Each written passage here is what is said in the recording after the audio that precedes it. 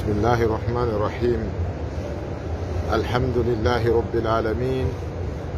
الحمد لله على نعمة الإسلام وكفى بالإسلام من نعمة، وصلى الله وسلم على المبعوث رحمة للعالمين نبينا محمد عليه وعلى آله وأصحابه أفضل الصلاة والتسليم. وبعد musidɓe julɓe tedduɓe toloɗaɓe ndeɗo tolande, musidɓe julɓe tedduɓe nanoɓe ndeɗo yewtere ndeɗo jonde, musidɓe julɓe tedduɓe seeɗitotoɓe bimana daroɓe yewtere ndeɗo jonde, on fof e moɗon on salminama salminago islamu teddungo barkinago, on wi'ama assalamu aleykum wa rahmatullahi wa barakatuhu. ko ɗum woni jam e kisiye Allah e dow moɗon. eɗen yetta Allah yettore nde o handi e yettede, eɗen jarnamo jarore ndo foddi e jarnede. ɗum ɗo fof ko fi hen ɗum ko saabu ko waɗi en julɓe, o waɗi en ɓiɓɓe adama, o waɗi en julɓe, tawi ko en fulɓe. eɗen hani yettude Allahu tabaraka wa taala e dow nemaji makko ɗin, saabu se yettimo o ɓeydayɗi, si tawi kadi en dullanimo en yeddirimo moƴƴereji makko ɗin o jaɓitayɗi. eɗen andi o laaɓani en pos kanko Allahu tabaraka wa taala ka alqur'anare teddunde, o wi wala la in shakartum la azidannakum, so tawi on yetti nemaji ɗin mi ɓeydanayi on. wa is ta'azzana rabbuka la in shakartum la azidannakum, joma maɗa anditude o ewnino, andu joma ma ewnike wonde si tawi on yetti nemaji ɗin mi ɓeydanayi on. wala in kafartum inna azabi la shadid, si tawi noon on yeddirilan, on dullanilan, on yeddirilan nemaji an ɗin, ɗum kadi haray lette an ɗen e dow moɗon hino muusi. ko ɗum waɗi karama ko ɓe wi'i bi shukrillahi tadumu ni'am wa bi kufrihi tahul, sabu yettugol nemaji ɗin hiɗi duumo, sabu dullalngol Allah nemaji makko ɗin hiɗi waylito. ya akhi in kunta fi ni'matin fashkurha fa inna al kufrana yuziluha. musidɗo julɗo tedduɗo, si tawi hiɗa e nder nema, yettu Allah, yettiramo nema on, sabu dullalngol Allah yejjita welsindo jarnugol mo, ɗum hino itta nema on. haray siɓɓe an tedduɓe, musidɓe an nene gotoɓe dina e enɗam, so tawi Allah okki neɗɗo jawdi, haray ko yo wakkilo o heɓa gandal dina. si neɗɗo heɓi gandal dina, yo wakkilo kadi o heɓa jawdi laaɓudi dagini, sabu si marɓe jawle ɓen andari dina kan, bone waɗay. si tawi janguɓe dina kan heɓari ko feƴƴinira gurdam maɓɓe ɗan, bone waɗay. si tawi anduɓe dina ɓen heɓari ko feƴƴinira, ko laaɓi dagi ko ɓe feƴƴinira gurdam maɓɓe ɗan, ko kara hamɓe ronkirta yande e nder harmuɗi ɗi. fi hen ɗum fi tunno ɓe wuurira. si tawi kadi marɓe ɓen kadi andari oɗo islam, ɓe jangari oɗo islam, ɓe landaki oɗo islam, jawle maɓɓe ɗen wonayi nambara molanaɗo e juuɗe maɓɓe. sadaqa alqailu, neɗɗo wolunoɗo gongi wonde ni'mal malu salihu fi yadi rajuli salihi, jawdi moƴƴudi ndi moƴƴi e juuɗe neɗɗo moƴƴo. so tawi jawdi laaɓudi dagindi walike e juuɗe neɗɗo moƴƴo, moƴƴirɗo diina, fewirɗo diina, ha ndin ɗon jawdi ndi nafayi. en toriki Allahu tabaraka wa taala yo o hebbinan en jawle laaɓuɗe dagiɗe, hara ko wonayɗe sabu ko heɓire welaye makko, o taw okku en jawdi wonaydi sabu o tikkana en kanko Allah tabaraka wa taala. yo Allahu tabaraka wa taala dandu en basal poɗaygal en faade e keferaku walla faade e fasigaku. haray musidɓe an e diina e enɗam, imamu shafi'iyu yo Allah yurme ɓe waɗanino en finande, eɗen hanide jangude, eɗen hanide andude. imamu shafi'iyu ɓeɗo ko goto e almamiɓe ɓen nayo ka almamiɓe ɓurɓe lollude ka mazahibu sunna, bal huwa imamun min a'immati mazahibil arbaa alayhi rahmatullah. yo Allah ɓeydu yurmede e dow makko. kanko imamu shafi'iyu ko neɗɗo mo Allah okkuno gandal, Allah okkimo laaɓal reedu, Allah okkimo ruuɗare, Allahu tabaraka wa taala okkimo ko wiyete kon wakkilare. oɗo imamu shafi'iyu ka laaɓal makko reedu en hawray e wallifanɗe makko ko heewi. E nder wallifanɗe makko ɗen hiɗen ɓeydo kulol Allah e majje, hiɗen ɓeydo faamu e nder majje, hiɗen ɓeydo ko wiyete hikmaji kon e nder majje, hiɗen ɓeydo kadi ko wiyete kon soobinare e wakkilare sabu majji. heno jeeya e konguɗi makko kanko imam ash-shafi'iyu kaw yewti fi piiji 7. o yeeti en wonde si en acciti piiji 4 walla piiji 4 liddu majji on ko piiji 4 bimana no woodi piiji 4 si a waɗiɗi hiɗa mari piiji 4. piiji 4 aratama si tawi a waɗaɗi ɗin ɗon piiji 4. o ɗum ɗo ko hikma molanaɗo e hikmaji makko kanko imamu shafi'iyu alayhi rahmatullah. tawi Allah tabaraka wa taala kadi no hawrindinimo e sawaga e nder konguɗi makko ko makata kanko imamu shafi'iyu o maki ande ko ɓuri marde haqqil e yimɓe ɓen fou ko on neɗɗo mo anndanɗa hoorema o tertike aduna makko on aduna makko on tertade mo. aqalu nnasi man taraka duniya qabla an tatrukahu. ko ɓuri marde haqqil e yimɓe ɓen fou ko on neɗɗo tertiɗo aduna aduna on tertade mo. bimana ko tertiɗo aduna aduna tertade mo, ko accuɗo aduna aduna accude mo, ko seluɗo aduna aduna selde mo. oɗo ko jeeyaɗo e yimɓe ɓurɓe marde haqqil ɓe. ɓe maki ɗimmo on aw walla ɗimmun ɗum ko tindini oɗo neɗɗo ko marɗo haqqil. ɓe maki wa anara qabrahu qabla an yaskunahu. o nurɗini kadi yenade makko nden, o nurɗini qabru makko on ado o hoɗude qabru on. bimana ado neɗɗo on hewtude ka yenade makko tawa o jalbinino yenade makko nden, o nurɗini yenade makko nden, o jalbininde o ndaygininde ado o hoɗude e mayre. bimana o huɓɓini ndaygu ka yenade makko, o jalbini yenade nden ado o wallino yeede e nder mayre. ɓe maki tammum ɗum e toɓɓere nayaɓere nden ko tindini wonde oɗo ko marɗo haqqil. wa arda rabbahu qabla an yalqahu. o weltini kadi jooma makko, o yarlini jooma makko, o waɗi konko welata jooma makko ado hawrude e jooma makko. ɓe mana o geri ha jooma makko weltanimo ado hawrude e makko ado mayde o hootaka jooma makko. ɓe maki naya ɓum ɗum ko tindini wonde oɗo ko min aqali nnas aw aqalu nnas. oɗo ko jeeyaɗo e ɓurɓe marde haqqil. wurin o ko ɓurɗo marde haqqil. toɓɓere nayaɓe nden ɓe maki wa barra walidayhi qabla an yufarigahu. oɗo neɗɗo ɗiggani jinnaɓe makko ɓen. no gandi nde julirde ɗo masjidul haram on ɗo ka haram makka ɗo ko nokkure aduna fo ko ɗum waɗi a wayray hino deeƴi neɓata tawa no soƴude on yaafoto ko woɓɓe on no feƴƴinde sareti julle golloɓe ɓen ka julirde ga. e imamu shafi'iyu ɓe maki wa barra walidayhi qabla an yufarigahu. oɗo neɗɗo marɗo haqqil ɓurɗo fo marde haqqil ko on neɗɗo ɗigganɗo jinnaɓe mum ɓen. oɗo neɗɗo ɗigganɗo nene mum e ɓen mum ado ɓe seedude e makko. ndaren ɗe ɗo toɓɓe 4 bimana ko poyenji 7 kono ɗi fof e majji ɗi wonti poyenji 4 ino wonti toɓɓe 4 sabu ko waɗɗo ɗum ɗo mari ɗum ɗo, o waɗi ɗum ɗo ado ɗum ɗo, o waɗi ɗum ɗo ado ɗum ɗo, o watti ɗum ɗo ado ɗum ɗo wadde. ɗum woni o waɗi ɗum ɗo toɓɓere ado ɗum ɗo wadde toɓɓere woni 2. o waɗi ɗum ɗo ado ɗumɗa hewtude, ɗum woni o waɗi ɗumɗa kadi hewti woni toɓɓe 2 kadi woni toɓɓe 4.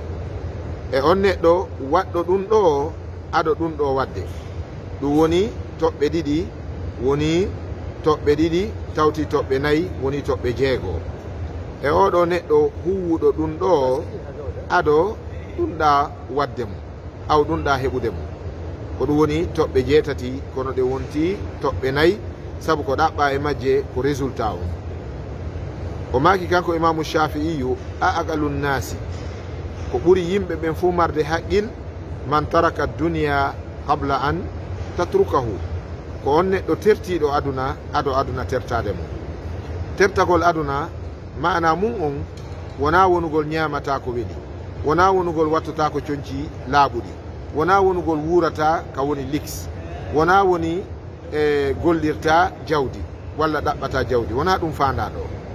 yani adduniya mali'a bil fitan, adunaru ndun no heewi tew jarrabuyeji e fitnaji, ko ɗin jarrabuyeji e fitnaji e nambaraji immorde harmuɗi ɗi Allah harmini, nelaɗo makko sallllahu alayhi wa sallam harmini, tertagol ɗiɗo ko ɗum woni mana tarku duniya, accugol aduna. wona yontigi wi mi ñamata ko weeli, mi yarata ko ɓuuɓi, mi walota ko kaɗati, mi waɗɗota ko mbaɗɗateri kelɗuɗi, mi ɓornota ko coñci kelɗuɗi, wona ɗum fanda. azuhud ko wiyete zuhud kon ko ɓuri mawnude e ko wiyete ruuɗare kon ko tertagol harmuɗi ɗin ɗi Allah tabaraka wa taala harmini. goɗɗo arno landi imam malik ñande goo, o wi imam ko honno mi andirta kulol Allah, ko honɗum woni kulol Allah? imam o maaki ko fi'lul ma'murat wa tarkul manhiyat, ko waɗugol yamiraɗi Allah ɗin e accugol haɗaɗi makko ɗin, ko ɗum woni kulol Allah. waɗugol yamiraɗi Allah ɗin, acca haɗaɗi makko ɗin. si a wawi ñiɓude e ɗi Allah yamiri ɗin, a wawi tertade ɗi Allah harmini ɗin, a woni hulowo Allah. goɗɗo arno kadi ka ceerno meɗen ibnu taymiya, o landiɓe ko honɗum wiyete kulol Allah. imamum makanimo ko wiyete kulol Allah ko an la yaraka Allahu haysu nahak wa an la yufqidaka haysu amarak. wota Allah yi'e kaw haɗuma ɗon, wota Allah hattoma kaw yamirma ɗon. an la yaraka Allahu haysu nahak, wota Allah yi'e kaw haɗuma ɗon, ko Allah tungon ma kon, ko Allah harminan ma kon, wotaw yi'e muɗum. ko Allah yamirma kon, ko Allah waɗɗinma kon, ko nelaɗo Allah on sunninan ma kon, wota Allah hattomay ɗum. ɓe mana kamɓe ɓe maki kulol Allah ko nde Allah yi'atama ka o falakama yiwde ɗon, e nde Allah hattotako ka o falama yiwde ɗon, kaw ɗaɓɓuma ɗon. idan en andi ɗum ɗo fof ko yiidu ɗum, ko yaadu ɗum. karamokoɓe ɓen konguɗi maɓɓe ɗin wallidiray fino dina kam famora. idan makugol imamu shafi'iyu ɗo, man taraka duniya qabla an tatrukahu fa huwa aqalu nnasi, kala tertiɗo aduna aɗo adna tertademo, oɗo woni ɓurɗo marde haqqile yimɓe ɓen fof. fandaka ɗo wota ya harminan hoore ma ko Allah daginanma, fandaka ɗo ya selu konko laaɓanma daganima. ko fanda ɗo aduna no mari cuɗariji harmuɗi, aduna no mari nemaji harmuɗi, aduna no mari nguureji ɗi andanɗa hoore ma julɗo no toganaɗi. haysi tawi hadis on ka diraya himo mari ella, kono ka riwaya mana on kanko waade. annabijo sallllahu alayhi wa sallam wonde ɓe maaki adduniya sijnul mu'min wa jannatul kafir. aduna ɗo ko kaso neɗɗo gomɗinɗo, aduna ɗo mi mana ko aljanna kefeero.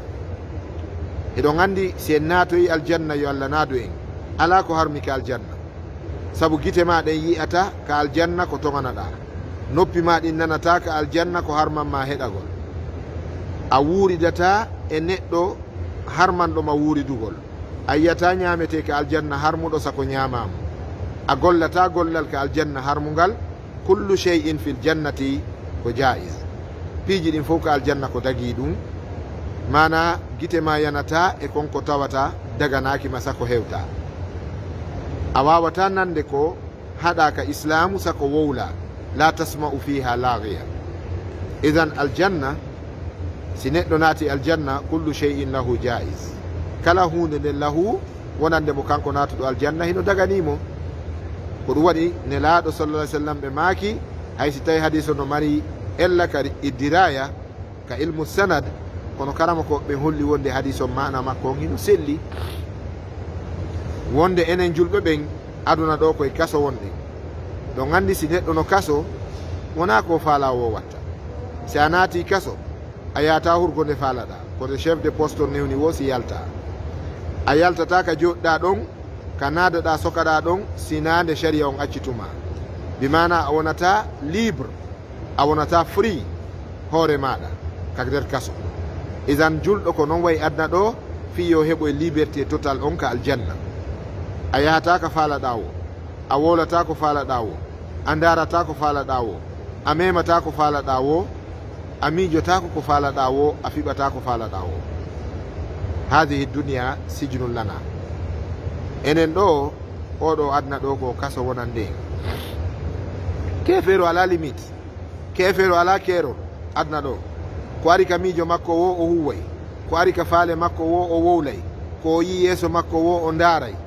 bal wurin kanko emo konti si o faalama ndaarde hunden o haɗama haray o ɓittinanama, haray liberté makko on saisissama kanko kefeero on. ko ɗum waɗi o yiyata debbo o yani o ruuɗo e ndaarugol mum, o nanata haala bonka, o ruuɗo e heɗagol ka fi hen ɗum kanko himo andi kanko kefeero on adna ɗo ko aljanna makko on ni. idan piiji ɗin fof kanko no daganimo ɗo bi khilafil muslim. amma julɗo on kanko emo andi wonde ka aduna ɗo wona piiji ɗin fof daganimo, wona ko woni wo o ndarata, wona ko woni wo o wolata, wona ko woni wo o heɗoto, wona ko woni wo o fiɓata, wona ko woni wo o ñamata, wona ko woni wo o yarata. ko ɗum waɗi liberté total on no wodanimo kanko julɗo yo Allah naado en aljanna. idan makugol imamu shafi'iyu ɗo ɓurɗo marde yimɓe ɓen fof haqqil ko on neɗɗo tertiɗo aduna mum on ado aduna on tertade mo, ko bimana ko ya wakkilano diina kam fewdo wawuɗa, wakkilanoɗa diina kam fewdo maral mangal, wakkilanoɗa diina kam fewdo keccuma ngun, wakkilanoɗa diina kam fewdo kisal maɗa ngal. ɗum ɗo no nandi e mako annabijo sa sallam kaɓe makono ɗon iktanim hamsan qabla hamsin, gollitir piiji jowi aɗo piiji joyi nangudema, hino e nder majji wa faraqaka qabla shughulika.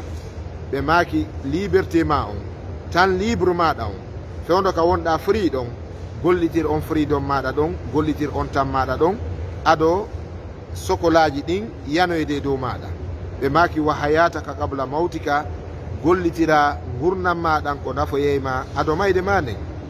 ha ɓe maaki wa ghinaka qabla fagrika, jawdi ma ndin kadi gollitirandi aɗo basal magal. no heewi yimɓe marnoɓe jawle, ɓe rewirari Allah jawle maɓɓe ɗen, ɓe nafirari miskimɓe ɓen jawle maɓɓe ɗen, ɓe ittirari ɗe sadaka, ɓe wallirari ɗe hay ɓengureji maɓɓe ɗin. hande noon jawle ɗe yeehi acciɓe, ɓen ɗon ɓe wonti nisuɓe. kono ko ɓuri hulɓinade wa akhtaru nadama, ko ɓuri hulɓinade e niise fof ko niise ɗen yawmal qiyama. ko ɗum waɗi ceerno Samba Mombe yamaka ni en mo fodi nimsey tuma mayde adi, sabu nimse ko ɓaawo waɗirta ɗatal. mo fodi o ninsay tuma mayde adi, kala foduɗo mi waɗay ko moƴƴi, mi waɗay ko moƴƴi, ha mayde nden aditimo o wawari wadde konko moƴƴi ɗon. si mi heeɓi tan mi hajjoyay, si mi heeɓi tan mi waɗoyay umra, si mi heeɓi tan mi janggay qur'ana, si mi heeɓi tan mi jombay dewgal sunna e farilla, si mi heeɓi tan mi waɗay nde ɗo moƴƴere, mi waɗay ɗum ɗo e ɗum ɗo, on tigi wona ɗon e fodugol ronka wadde ha mayde nden ado. ceerno Samba Mombe yamaki mo fodi nimsay tuma mayde adi, sabu nimse ko ɓaawo waɗirta ɗatal. mo fodi nimsay tuma mayde adi, sabu nimse ko ɓaawo waɗirta ɗatal. eɗon andi ha ɓe maki neɗɗo nisoyɗo ñande dargal alhaali makko on hino yurmi. idan arten e maku imamu Shafi'i on ɓe maaki ɓurɗo marde yimɓe ɓen fof haqqil ko on tertiɗo aduna mum on, terti aduna aɗo aduna tertade mo. si tawi on tigi woni ha tawi e rewɓe ɓen faalaka mo, so wi yo jaato ɓe jaɓantamo, so fi yo amoy o hunnanta, so fi yo wujju o wawata dogude o laawo, o wi a ɗi boneji ɗo mi seli ɗi, haray hiɗen toro Allah Allah jaɓanmo. kono ɗon no hawnide Allah tabaraka wa taala wi innama tawbatu lilladhina ya'maluna su'a bi jahalatin summa yatubuna min qarib. Allah wi innama tawbatu, andu tuubu buye on ko wonani, tuubu buye on ko mari baraji muɗum, lilladhina ya'maluna sayyi'at, lilladhina ya'maluna su'a, ko ɓen ɓe andanɗa hoore ma heɓe golla bone on, bi jahalatin ɓe gollira majjere ɗum woni ɗayre, summa refti yatubuna min qaribin, hiɓe tuuba noon kadi ka ɓatti aɗo ɓe mayde. وليست التوبة للذين يعملون السيئات حتى إذا حضر أحدهم الموت قال إني تبت الآن. الله تبارك وتعالى وي توبو بي alana on neddo be yimbe gollobe boneji e pankareji e geddi hantawa joni be fewndodi e mayde nden deddere mayde nden aribe be nawa joni non mi tuubi. Idan mo tuubay ko yo tuubu law, labaɗo ko yo tuubu ado ngari bonde, kecco ko yo tuubu ado nayewu arde, jon jawdi ko yo tuubu ado basal arde, ibnu adama ko yo tuubu ado mayde arde. Idan accitugol aduna ado adna accitude ɗum ko wota neɗɗon wonu ha tawa joni aduna falaka mo, yimɓe aduna falaka mo, geddi jaaliɗe aduna falaka mo, so immani kedi o hunnantaɗi o wawataɗi ɗi falaka mo, yimɓe majji wawata wondinade mo, on tuma noon o wiya mi tertiki aduna.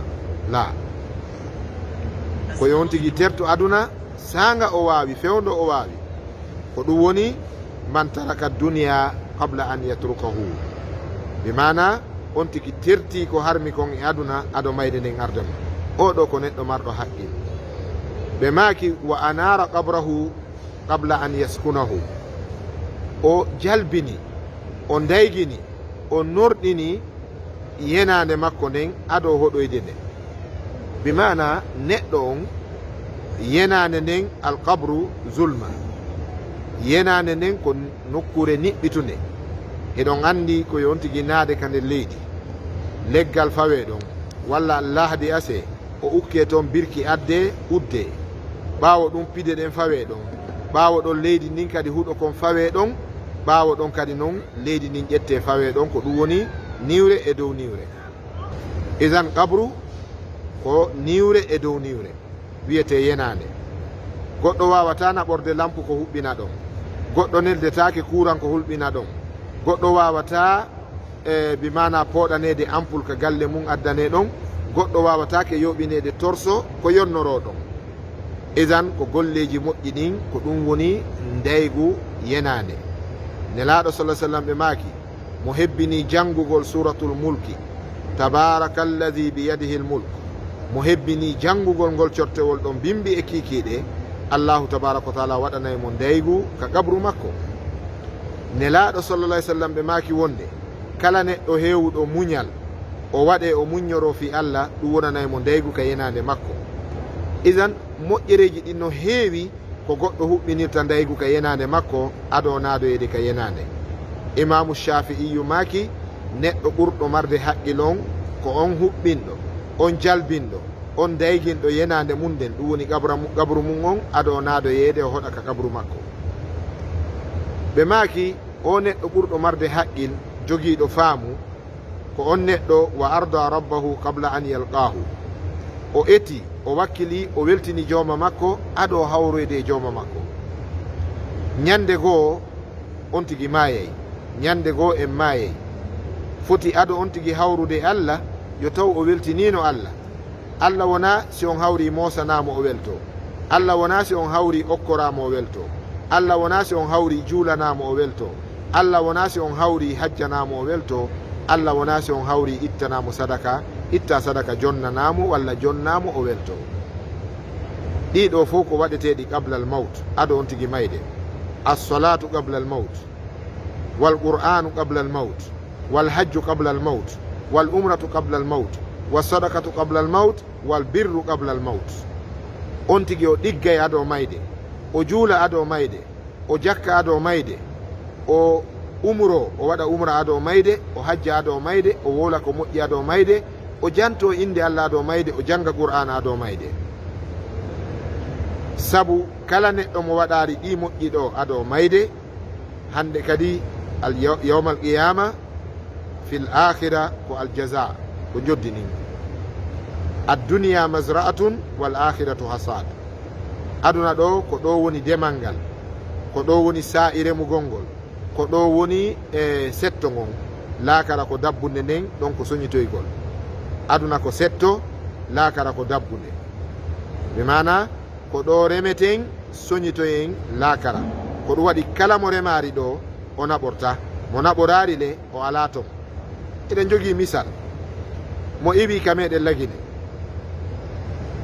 o yehi Amérique walla o yehi Europe o waɗi toon duuɓi nogay o ɗaɓɓaari kaalisi o fokkiti hootugol o jippodoyki ka aéroport meɗen Conakry e saaku mum taway kum ko passeport mum on tu woni ka nder saaku makko no gasa e kaydi hum kum o jonnano Europe toon wona mbuuɗu wona waga tawi ko yo jippo ka aéroport ɗon o toro fi sabilillahi ko yoɓa taxi o hewtita ka musidal makko walla ka galle ben makko oɗo hiɗen andi o hittata e jama mo tawi on ɗon sabu hon ɗum ko tijjanoɗo ko tijjoraɗo ko habboraɗo o addorari si neɗɗo woni tijjoraɗo habboraɗo mo addorari oɗo o sannetake o wernetake o jaɓɓetake ko ɗum waɗi sa hewtiti ɓawo nde yewɗa safari muutiɗo haysi ko wano o umra mo arɗen ɗo si a fokkiti hootugol tawi ko sakum kum addornoɗa kum tun nattorɗa ko hasi kon tawi kum ɓeydaki kadi ƴufugol a tawa ɓengure nden ɗutta wattande haqqil e maɗa jaɓɓiɗoma nde wotere wo no yaade jokka saayi wonay ko wonno kono ceerno sa cippike ko sakum gotu yaltidanoɗa ka galle ma a cippodi e valise je ɗiɗi valise je tati e carton hoy ha ceerno ndeɗa jaɓɓe harayɗa hitti saabu no tijji a addori ko ɗum si Allah wi fata zawwadu yooɓe kala yahowo laakara yo yooɓo wano woniri noon kala hewtitowo ka ɓengure mum hiɗen andi o yooɓoto isan yahowo ka Allah wo ko yo yooɓo fata zawwadu Allah wi yooɓe fa inna hayra zad attaqwa ko ɓuri moƴƴude fof noon e jooɓa ko kulol Allah ngol sabu ko nafoyta yawmal qiyama ko kulol Allah ngol isan imamu shafi'iyu ko faandi ɗo jalbingol kabru mum on ado on tigi hoɗoydemo ko yo gollugolle moƴƴe imamu shafi ko faandi ɗo weltingol Allah ado a hawrude e makko ko ya gollu yamiraɗi makko ɗin golla sunnaji ɗi annabajo makko on sunninanma ɗin waɗa ko moƴƴi wondira e yimɓe ɓen no moƴƴiri moodi fof no ari e nder hadise goto ittaqillah haysuma kunta wa atbi sayyi'ata alhasanata tamhuha wa khaliqi nnasa bi khuluqin hasan nelaɗo sallallah alih w sallam ɓe maaki hulu Allah kala ka wonɗa rento kala ka wonɗa yimɓe ɓen sutima ɓe sutakima hulu Allah rentoɗa hulu Allah rentoɗa boneji ma ɗi waɗnoɗa ɗin ɓay a anditiɗi a anditeyɗi walla haysi a anditari ɗi fuu jokkintinɗi ko moƴƴi kon moƴƴi ɗin montay boneji ɗin hari ko a yimowo num yimowo ama jokkintinir ɗum janngugol qur'ana e noddingol en e juulugol ɓuy en hari ko a neɗɗo guddo jokkintinir ɗum dokkal hari ko a neɗɗo waɗowo pankareji e degaji mo haɓiduɗa wo mo yeddodirɗa wo a yollaymo a geraymo a lampotomo a nawninaymo a fiɗaymo haray rutto yimɓe ɓen toroɗaɓe yaafuye moƴƴoɗa e maɓɓe waɗanaɓe yanganoɗaɓe jeeja Allah yo Allah accane ɓe mana wa atbi sayyi'ata alhasanata jokkintini boneji ma ɗin moƴƴereji ɗin tamhuha moƴƴereji ɗin montante boneji ɗin idan ko ɗum woni oɗo neɗɗo o weltini jooma makko aɗo hawrude e jooma makko ɓe mana o waɗi ko jooma makko faala kon aɗo yiidude e jooma makko ɓayle ko be on tigui yiida e jooma mum mi jonna en ɗo misal ko ari e mako annabijo sallallah sallam ko waɗno ka banu Israil goɗɗo wuruno o meeɗa wadde ko moƴƴi ɓay o tawi hewtika o maaya ɗo ko nawnare mbaru ko nawnare mayde nangi mo ɗo o noddi ɓiɓɓe makko ɓen o wi hey ko non min gila Allah tagilan mi waɗari ko Allah faala min gila mi maandi mi waɗari sina ko mettata Allah joni noon si mi mayiri nin mi tawroyi Allah moƴƴanalan haray mi torike on onon ɓiɓɓe am ɓen wallelan hara min e Allah min yiidari ɓe fof ɓe daari ndiri ɓe e baba kono ɗum wawi wonirde hara on yiidari e Allah o wi sabu mi suusata yiidugol e Allah o tagilan mi waɗari ko faala ko o tagirilan fi dewal mi waɗari ko tagirilan kon fi mum moƴƴanalan kam en yiida ɓiɓɓe makko ɓeyni joni noon baba ko honno min gerdata hara onon e Allah on yiidari o wi si mi maayi wallinelan sunnollan ha mi wona ndondi ƴetton ndin ndondi an ɗon saaki ton ka hoore leydi Allah naɓi ɗon bangeji sertuɗi no gasa Allah kadi o amay moɓidirgol ɗum fof wattalan neɗɗo immintinalan o jikki Allah ɗen jikke ɗon o goƴigol kulol ɗon andi o woni joni o huuli Allah tigi tigi o o jikki Allah kadi Allah artiroytamo Allahu tabaraka wa taala ƴetti e makko kulol ngol Allah laatinaari jikke ɗen hon ɗum woni ɗum ɓay o waaliki o maayi ɓiɓɓe makko ɓe sunnimo wattimo ndondi nelaaɗo Allah sallallah alih w sallam maaki ɓe sakiti ndondi ndin e bangeji sertuɗi Allah wi kala dookal ka woni yo tawtu kala dow koye tawtidiri wonti ndondi wotiri wontimo kadi kanko neɗɗo Allah wimo kun fakana o wonti kono hawtagol makko ɗon o tawi mo dari yeeso Allah nelaaɗo sallallah alih w sallam maaki gorko wi e Allah ko komi eti fof wota en yiidu ko be yiiden Allah wi ko be yiiden o wi Allah ko komi huluma fof ko komi ɗeñƴi fof a taw be addala yeeso ma Allah wi ko be hawren ko be fotten ko min taguma ko be mi artire ka haray feƴƴu yaha ka aljanna sahaba en ngalɗi ɓe landi ko honno oɗo heɓiri aljanna walla ɓe miiji honno oɗo heɓiri aljanna nelaaɗo sallah sallam maaki sabu kulol ngol o huli Allah ngol Allah ƴettingol kulol ɗon yafanimo kala boneji ɗi o watnoɗi en wi'ari en wa'u non en hana wawde non goɗɗo hana wawde non kono noon en andi jaka fi yo Allah weltano on tigui la budda min taqwallahi azza wa jal ko be on tigui heɓa kulol Allah ngol en andintininanen e konngol almami maliki wonde ko wiyete kulol Allah ko waɗugol yamiraɗi ɗin acca haɗaɗi ɗin waɗugol ɗin ɗi Allah yamiri acca ɗin ɗi Allah haɗi ko ɗum wiyete kulol Allah fi'lul ma'murat wa tarkul manhiyat joddi mum ɗin ko heɓugol welaye Allah e natugol aljanna ko honɗum waɗi han Allah wi radiyallahu anhu Allah welama sahabaɓe ɓen